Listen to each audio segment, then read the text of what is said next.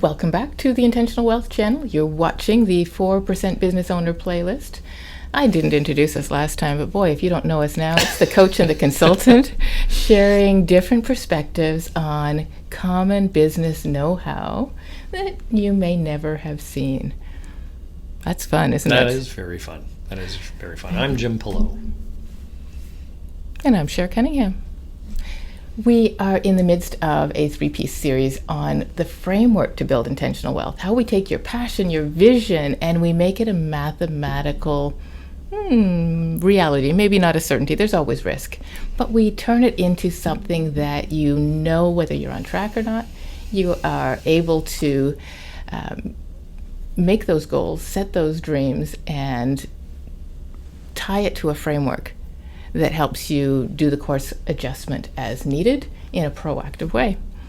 So the first pillar we talked about last time was design, the why you're in the business in the first place, when it comes to your personal needs, your lifestyle, the legacy, and who you're becoming, right? We love being business owners. It's a personality thing. Now, today we're going to talk about the how. That's the second pillar, is your foundation. What are you putting in place that lets you take that business design, the reason behind it, and really roll it out so that it becomes an actual plan? It stops being at the mercy of the market, at the mercy of the clients, at the mercy of what arrives in your lap, and it becomes something intentional, proactive, deliberate, predictable, not a rut, but a groove. So this is the get in the groove tools. Right, and we talked in the first unit about the red wagon mindset things, and we're going to come back to that theme, I think, in this pillar as well, because there are some mindset things that we see in this particular pillar when we're talking to clients. And one of the common ones that we run into is that people are concerned about planning. Mm-hmm. And that can be from a whole bunch of different reasons. It can be, if I plan, then I'm accountable for delivering. It can be things are going to change, so why would I bother planning? Because a year from now, things are going to be different. But we are very, very, very adamantly believing in planning as the core of this piece of the framework. Yeah, it's a vital aspect of reaching success. You've seen studies, you've seen some interesting memes even about if you actually have a goal, how it almost automatically achieves itself. Intent is very powerful. They've even done fun scientific studies about if you intend for this coffee to have more health in it, you can change the structure of the coffee just by your energy, which gets out there pretty woo-woo, and we don't go there very often. But intent is a very powerful thing. It gets you clear and it gets you focused. It helps you understand what your actual priorities are, and it's how you make those decisions that people agonize over. It's how you budget for the year ahead. It's how you measure your success and see what's working. If you don't have a plan, you've already succeeded. There's no plans to fulfill. Yes, that's exactly You're done. right. Good job. So your why produced this is the lifestyle I want to have, and this is the legacy I want to live, and this is the leadership that I need to take in my business, my wealth engine, in order to achieve those two things. That needs to be put down on paper. You need to have a map of how to get there. So knowing where you want to go, you can't build a map until you know where you want to go, but once you know where you want to go, you can't get there without a map. The map also has some interesting contour lines on it, such as when you're first thinking about your business, especially if you started as self-employed, you have this idea of how much revenue you need. As you grow your business, that number becomes a trap because the profits can shrink while your revenue grows with your business. And if you continue to not have that granular look at how do I produce revenue, is it fueling the salary I need, and is it producing profit, you can end up just doing that bank account accounting and saying, well, I got money in the bank right now, I'm fine. Right. One of the key analyses that we go through, think about this from a numbers perspective, what that planning means. we always start with a snapshot of where you are, and where you are is often an eye-opener to business owners. And one of the focuses, just to give an example of that, is a gross margin analysis, which is a technical analysis that looks at your revenue and subtracts from your revenue all the direct costs that it took to get that revenue, and whatever's left is what has to cover all of your overhead and sales and marketing and that those kinds of expenses in the business. And it is often very, very eye-opening, first of all, to see those numbers for the first time for your business if you're not already working with them.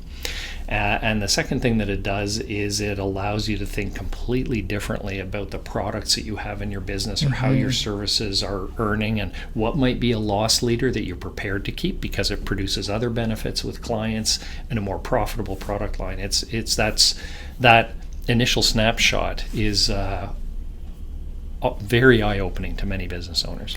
It shakes you at a status quo too, because you may not have looked at your product line as product line items before.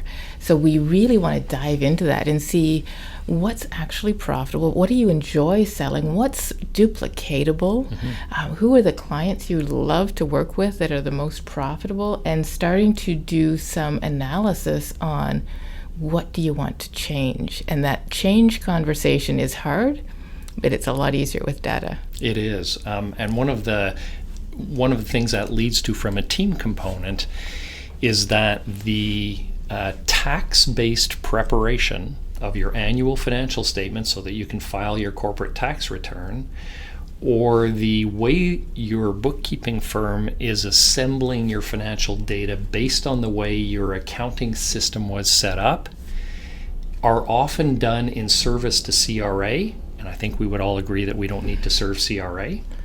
So one of those initial outputs from that initial analysis is, you probably want to reorient this stuff to actually provide you the management information, the financial management information you need to run your business. So that sort of leads us into the team conversation. The team conversation is interesting because this one is about more your internal but your external team. Both of those teams are going to change over time.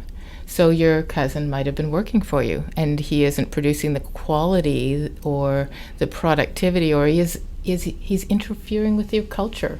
And sometimes you need to coach and then possibly let go some of your internal team as you outgrow them. The same thing happens with your external team. The saying, what got you here won't get you there, is something that's true on a multitude of levels. The business model you're currently in, as you grow, will change.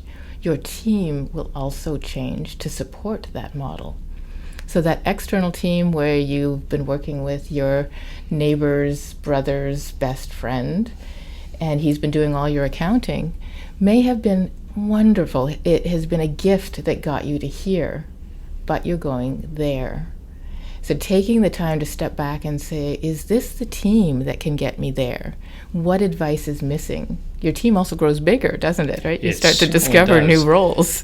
Very much like when you build an org chart, and the first org chart has you in every box, and eventually you get specializations because you engage a salesperson and you have an operations manager, that kind of thing. The same thing with your team. So you start out with generalists, and you're going to eventually need specialists in a number of different areas that you need to see happen to appreciate how technically specialized some of these folks are. We have a client who's expanding into the United States, and there is a very hoary tax regime in the United States called Nexus. For anybody who sells into the US and you haven't heard about this, give us a call. And Nexus taxes are an entire area of tax specialization within the specialization that is tax, which is within the specialization that is accountancy. So your team's going to expand as your business becomes more complex. We actually had a discussion about this off camera, but I've got a tax guy. When you first start out, it might be your bookkeeper or your spouse. Right? And then as you grow, you add in that accountant who does the more complex returns. As you grow, that tax guy box can hold up to 12 different roles, or It's even amazing. more. It's amazing. And you want the right advice when your business is of the size that it needs it, right? As you would very much in a medical sense rely on a GP to tell you you need to see the following 3 specialists if you have an issue. You need that externality to your business to go, you currently need 4 of these 12 tax boxes right now because you may have a commodity tax issue, or you may have a pricing issue between 2 companies that you own, and that's going to land you in some challenges with CRA. So the team's going to expand. One of the things I love about being your coach in this progress is that the progression of growth is something that we're keeping an eye on for you, so that when you do need next level advice, we have a curated team of partners that we refer out to, that we introduce you to, that we know are reliable. Because there's a couple of reasons that people hesitate to change their team. One of them is they think they're not big enough, but by the time they're big enough, it might be too late. Another is because they don't know what are the right questions to ask. What criteria should they use as they go out and seek that other advice? Because these people that we're talking about, who are the tax guy, you may never have heard of, let alone know how to find a good one. Yeah, they're very boutique folks for the most part. Mm-hmm. The term gets used, a bit of a cliche. The term holistic gets used a lot. Mm-hmm.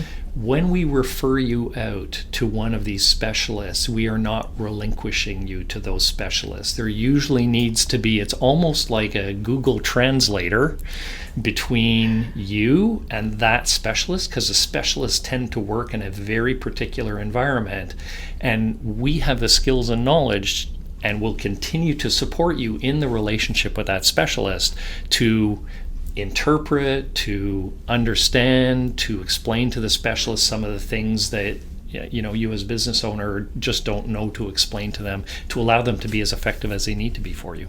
Yeah, so that can both save you a ton of money because, yes, that type of team can be a little bit more costly per hour, but it also, while saving you the money, instead of you rushing through a meeting with them and hoping that they know you well enough to give you advice, you get the intended result at the same time. Mm-hmm. So it's like the project manager with you working with those specialists, so that that's very clear for everybody involved, and that communication is established as a team communication. And the intended result is in response to something that was identified in your planning.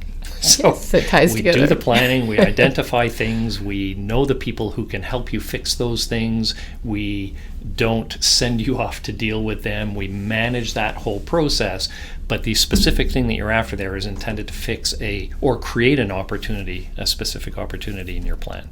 Yeah, and it is amazing how often we have business owners come in with the same question, can you help me do a budget for the year?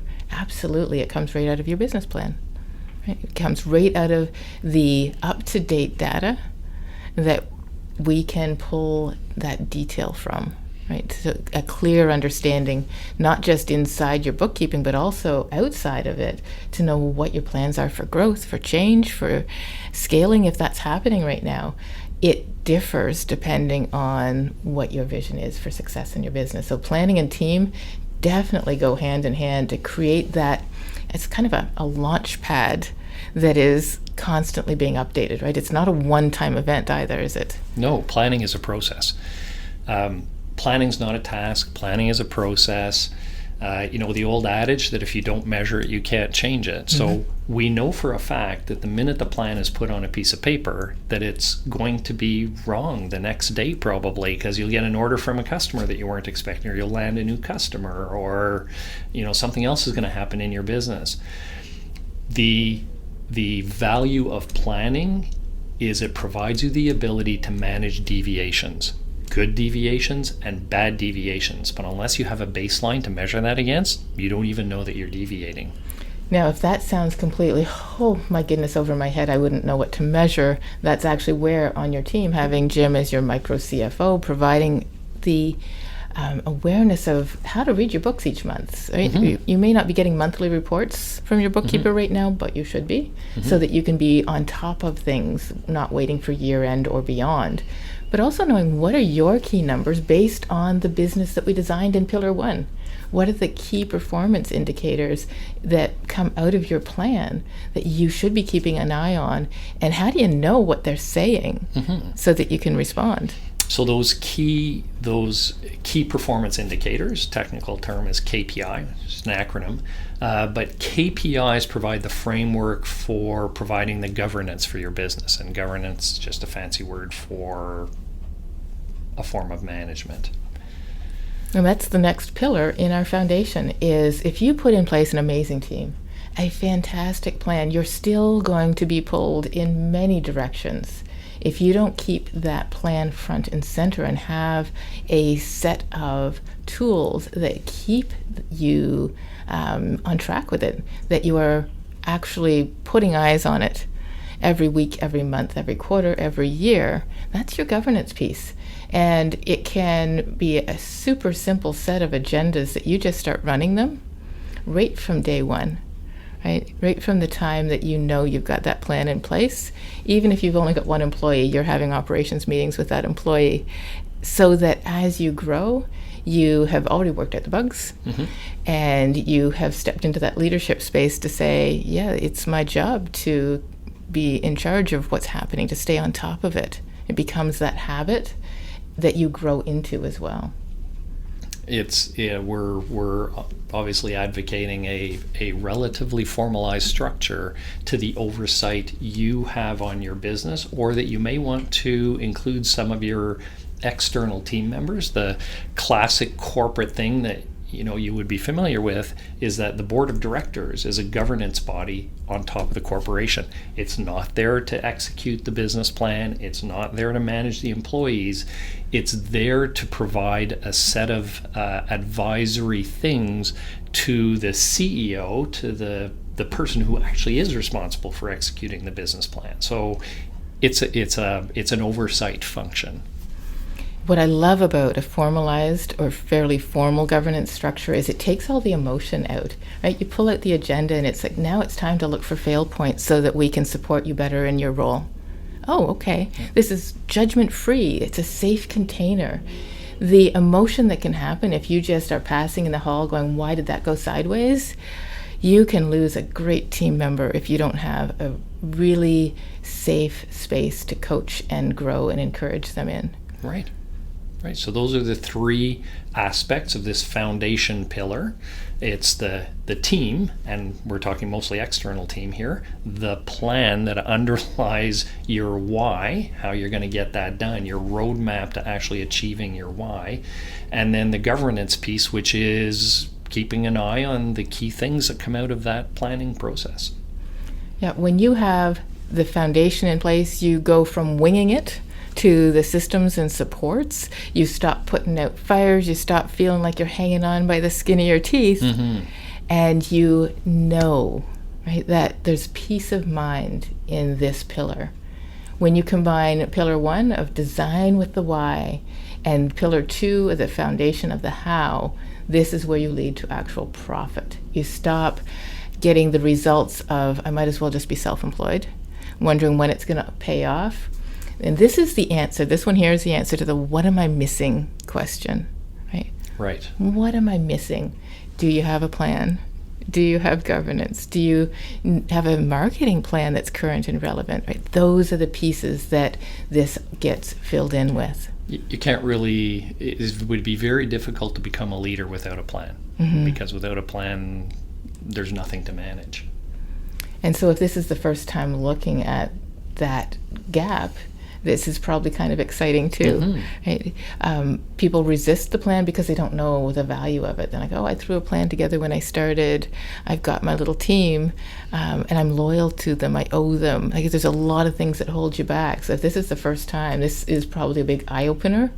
Rewatch this, reach out to us, try to convince us we're wrong. We love those conversations because we are open and really interested in exploring more deeply what your exact situation is.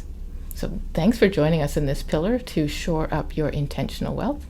We will be back next time with pillar number 3, which is building the wealth, right? It's a little bit separate from building the business, but it's the fruits of your labor and how to work less to have more. Absolutely. Manage those rubber hitting the road pieces. We'll see you next time.